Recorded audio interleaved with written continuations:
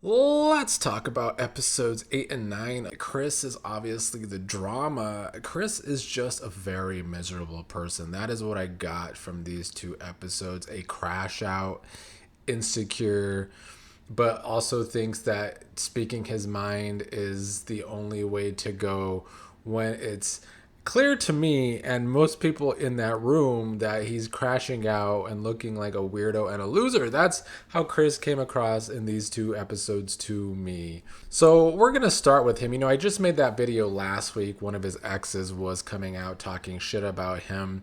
And well, I addressed the fact that he was already going to be drama with Jessica and probably Brianna. It seems like he is drama with his ex as well. I did say that she might have been being a hater, but she has been proven to be in the right with all of his shit talking. I do think when people come out when this show airs, they do it for attention too. But I think her clowning on Chris is now looking like she had good reasons to do so. So it seemed as though Chris and Jessica were okay. And I think from Jessica's perspective, she was feeling like they were on good terms. I feel like she actually really liked him for whatever reason. Then at some point, Chris allegedly said that he needed a 13-hour break from contact with her after they returned back to their normal lives. And then Chris comes back to her with this rant about how he usually only dates CrossFitters and says Jessica doesn't work out every day, so that she's not his type. And it just makes him harder to be physically into her. And of course, Jessica is not going to take that well when you basically just said, I don't like your body and I don't like fucking your body. Of course, that's going to end things with Jess. And Chris was acting like they could still have fun together after that conversation. And then at the end of that conversation, also saying, maybe I should have picked my number two in Brianna. Now, a couple of things here. I can't really figure out if Chris really was doing this because he really only goes for these super fit women, or if he was doing this because he wanted to end things with Jessica and is hoping to get Brianna. The problem with his reasoning is that if Chris really is into someone who is fit, Brianna is not the type. I mean, both Jessica and Brianna are fit. I don't think their bodies are bad at all. But neither of them are CrossFitters who work out every day. It's not like Brianna looks like she works out more than Jessica to me. So that excuse was really what made me scratch my head and wonder what the hell Chris was doing. What I think is that Chris is someone who is his own worst enemy.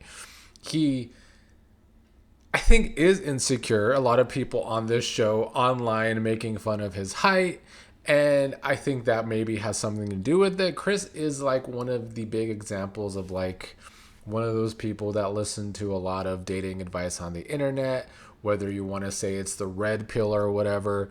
I do think that is how Chris came across in these last two episodes that dropped on Wednesday, because he's talking by the end of the episode about how Connor is a pushover and he's more dominant.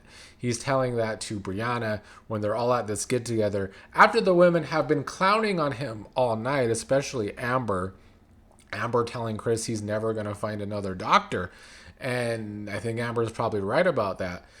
Chris, to me, genuinely came across as someone who will always be miserable at his own doing.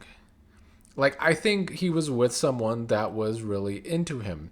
And I'm not saying that if he wasn't physically attracted to Jessica that he should have stayed with her. Although later in one of the episodes he said that he could have kept building towards that attraction. But I guess maybe because it wasn't an instant attraction that it wasn't working for him. And that's fair. But the way he went about it with Jessica was so absurd that I think Chris deserves all of the shit he's going to get from this. And I'm not convinced that his little thing at the end with Brianna is going to work by calling Connor a pushover and making his move on Brianna in public in front of all of them after Brianna was just with the rest of the women, clowning on Chris before Chris even arrived. I don't know. It was very awkward. Chris was obviously drinking a lot. Chris is going to always be miserable. I genuinely feel that way about him. I know some people like him.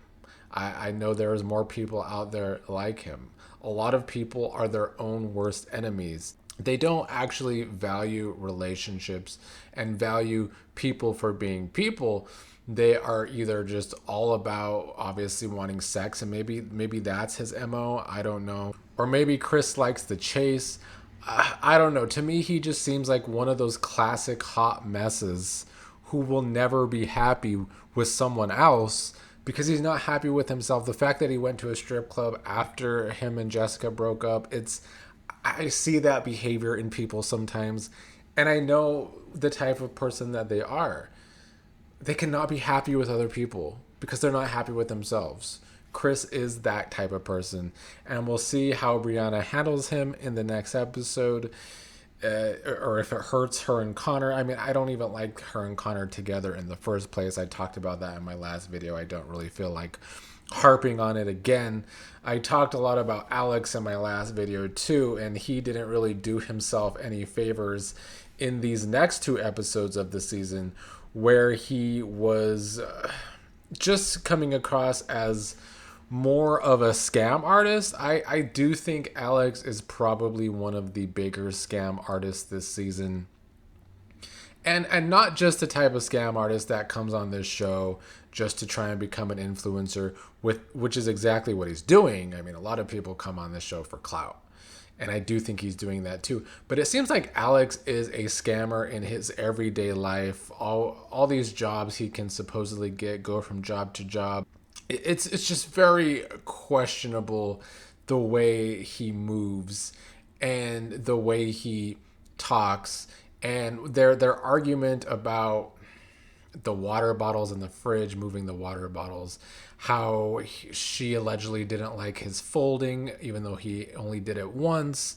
That conversation really did come across as Alex trying to come up with reasons for them to break up before the wedding because he's on the show just to scam. Devonte and Britney were actually a surprise. They seem to be getting along a lot better in these next two episodes. Devonte met her parents, got along well with her father. Britney seems to like the way he takes care of the home and his home life, even doing little things like when the timer is wrong on the microwave, setting it right. And I do think some people struggle with that. So it's good to see that he's at least doing his part in that relationship. I'm not totally sold on them. We will see them having problems more in the next episode. And Brittany saying that she seems more into him than he is to her. And I do think it comes across that way. Vic and Christine still seem pretty solid. They had to have a serious conversation about if they have children, because they'll be having biracial children, and neither of them know how to deal with that. I think Vic and Christine are having the more natural conversations that people have, unlike Mike and his push to have babies and his family's push to have babies. I'm so over it. Mike comes from this Italian-American family, and as someone who comes from an Italian-American family, it made me hate their storyline even more. Mike's so incessant that they need to have kids, and sooner rather than later, and the family was asking Emma if they're going to have grandchildren. Like, calm the fuck down. Let's have a relationship. Let's actually get married first. Why is this the end all be all? I hate this storyline for Mike and Emma. I enjoy Emma. I really do. People online say she needs therapy, and she probably does. Maybe I'm a sap, but I think she's doing the best she can. And I hate that her entire storyline is based around having children when she was adopted. It's my least favorite reality TV storyline so far this year, and I am hate watching the last few episodes of this season of The Traitors because it was so bad. But there's still no storyline that irks me more than this Mike pushing babies on Emma. And I mean, that about covers it. Amber and Jordan still seem happy. I am hoping that they do work out. We'll see what happens for them, and all these not so great couples in the next episodes that drop.